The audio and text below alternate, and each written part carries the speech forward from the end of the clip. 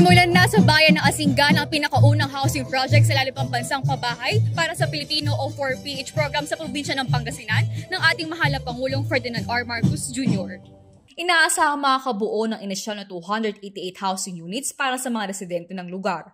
Sa isinagawang construction kick-off nitong Huwebes sa Barangay Karusukan, Norte, Asingan, inihayag ni Mayor Carlos F. Lopez Jr. na target matapos ang proyekto sa loob ng 2 taon. Ang naturang 4PH housing ay itatayo sa higit 1 ektaryang lupain sa nabanggit na lugar na aabot sa 3 gusali na may tig-4 na palapag. Kada unit naman ay aabot ng 27 square meters ang sukat.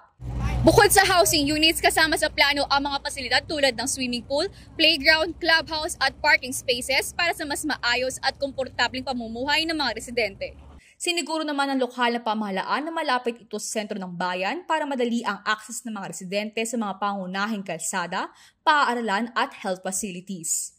Ayon kay DSUD Secretary Jose Salino Acosar, layunin ni Pangulong Ferdinand R. Marcos Jr. na makapagtayo ng mga desente at abot-kayang pabahay para sa bawat pamilyang Pilipino na nagsisikap ngunit wala pang sariling bahay upang masigurong walang Pilipinong walang tahanan sa sariling bayan.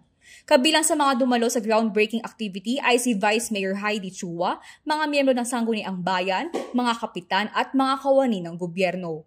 Kabilang sa mga dumalo sa groundbreaking activity ay si Vice Mayor Heidi Chua, mga miyembro ng Sangguniang Bayan, mga kapitan at mga kawani ng gobyerno.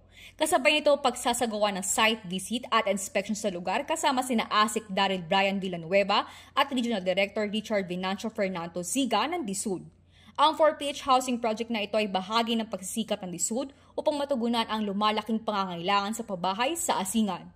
Ako si Christine Replan ng Department of Human Settlements and Urban Development para sa DSUD Express Balita.